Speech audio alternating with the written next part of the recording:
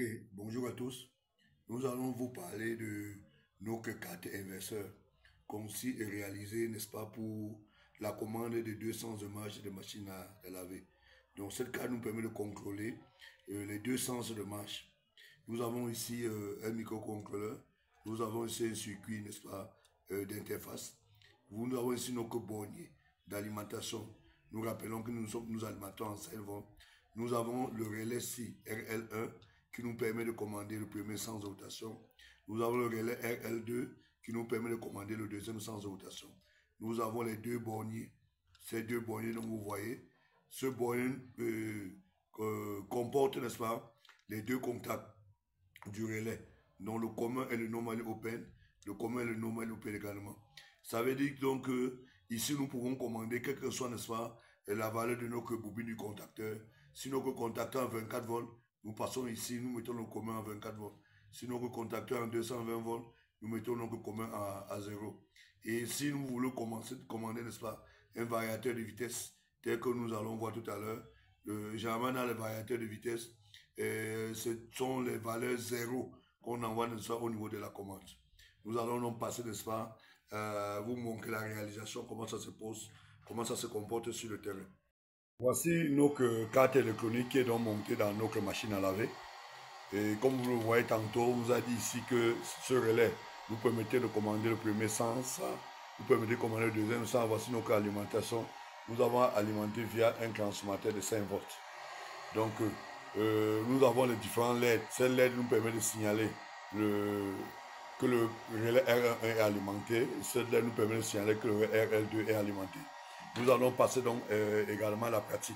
Ici, lorsque nous allons mettre nos appareils en marche, nous allons sélectionner un programme. Ça, c'est lavage, rinçage et essorage.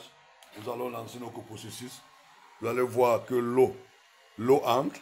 Lorsque le niveau d'eau sera donc atteint, c'est là où notre carte électronique s'allume. Donc, notre carte électronique qui permet de commander les deux sens de marche est alimentée lorsque le processeur qui mesure la pression du niveau d'eau est atteint. Nous en revenons. Là, nous contrôlons le niveau d'eau. Vous voyez, nous avons notre niveau d'eau à ce niveau.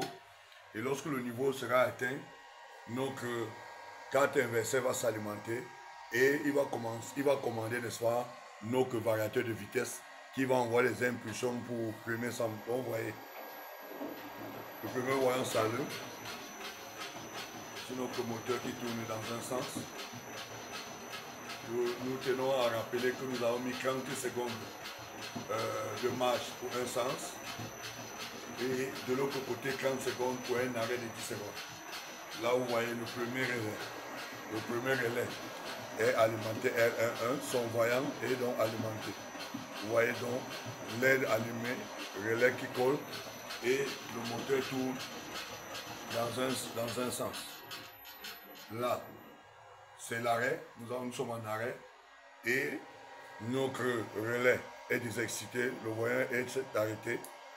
Vous voyez, le deuxième voyant colle et le moteur tourne dans l'autre sens. Donc voilà un peu en pratique notre petite carte de réaliser. Et nous rappelons que cette carte est disponible pour nous contacter en eBay. Vous pouvez contacter le numéro que vous voyez affiché sur cette vidéo. Nous vous remercions. Et c'est toujours ça l'ingéniosité, c'est ça qu'on appelle, n'est-ce pas, la conception d'un carte inverseur qu'on peut introduire dans nos machines à laver. Nous rappelons que cette carte fonctionne dans beaucoup de machines à laver au Cameroun. Vous voyez, nous sommes en arrêt. Là, temps de pause entre les deux relais. Là, le premier relais colle et le moteur tourne dans l'autre sens.